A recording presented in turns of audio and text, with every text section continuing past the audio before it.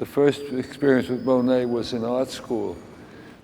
They showed slides, and there was a Monet come up, and Monet was considered really very old-fashioned. I was in a modern art school, and I looked at the painting. It was church facades, and I said, well, this painting's flat, like we're supposed to make art, flat art, and that was a shock. In the 50s, he became fashionable in New York. People were looking at them because they're flat and atmospheric. New York in the 40s was a provincial city, really, and the big art was Matisse and Picasso. We were reacting against it, and Jackson Pollock sort of opened up a new way, and then Bonnard and Monet, directions that were not like Picasso and Matisse. Picasso and Matisse used descriptive volume.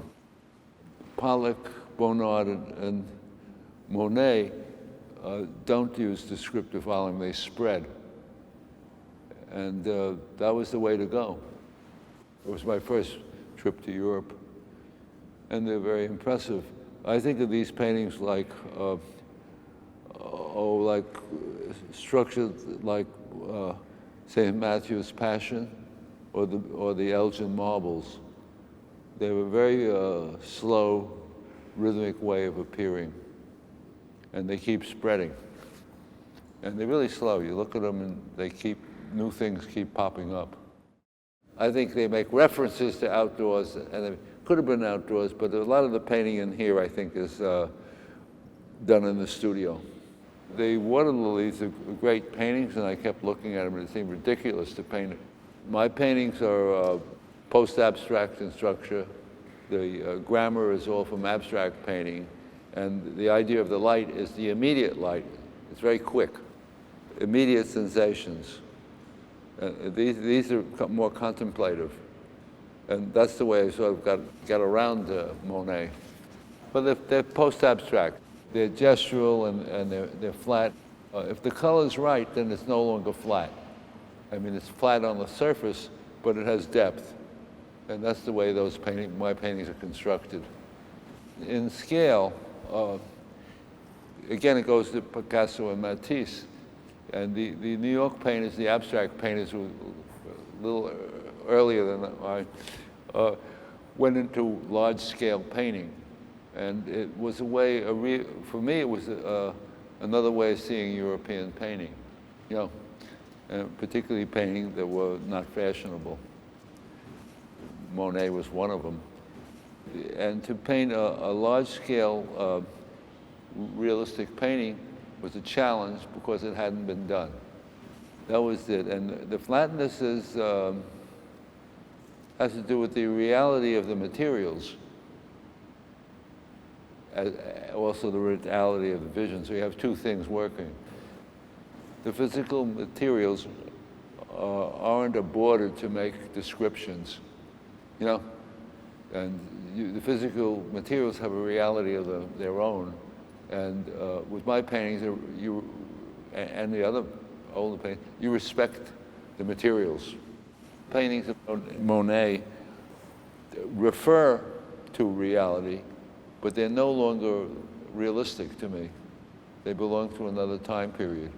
Reality, in most people's mind, is like an absolute, and they believe what they see with their eyes, so that confirms that it's an absolute, but it's not. It's a variable, and it changes every 20, 30 years. And when I grew up, Washington Square looked like a weak watercolor. And now it looks like a TV set. When you see Washington Square, you think of all the TVs they shot there, and it altered your vision.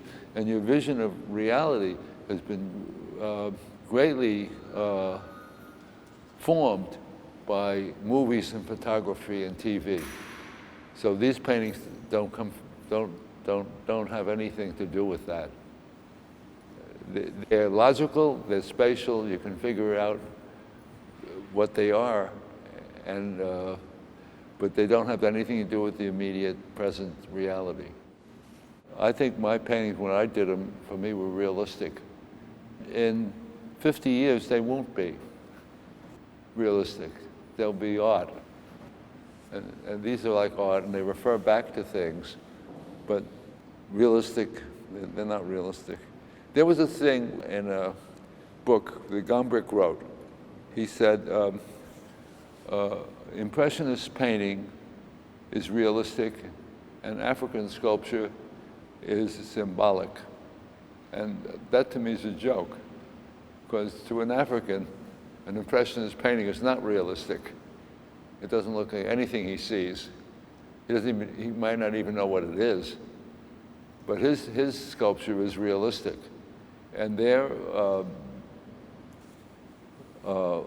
civilization is much longer than ours, actually. You know, it goes back a couple thousand years. So that's just I'm just attacking the thing of realistic being an absolute. It's quite local. I don't believe in the past, I don't believe in the future, I believe in the immediate tense, you know. And the paintings are supposed to be a reflection of that. And so to get at the immediate present is the idea. You have to do it, it's instantaneous. And it's like when you first see something, the instantaneous flash of something. And the paintings are done that way. Now, you couldn't do that on a 20-foot painting. So you can do it on a small one and enlarge it and maybe get that instantaneous look. It's St. Augustine. If you take the word God out and put art, that's where it is. He says the same thing. He says there is no past, there is no future, there's just the present. And Gertrude Stein says the same thing. And I got to that myself. I didn't believe in anything. La nature est un temple où de vivants piliers laissent parfois sortir de confuses paroles. L'homme y passe à travers des forêts de symboles qui l'observent avec des regards familiers, comme de longs échos qui de loin se confondent dans une ténébreuse et profonde unité, vaste comme la nuit et comme la clarté. Les parfums, les couleurs et les sons se répondent. Il est des parfums frais comme des chairs d'enfants doux, comme les hautbois verts, comme les prairies et d'autres, corrompus, riches et triomphants, ayant l'expansion des choses infinies.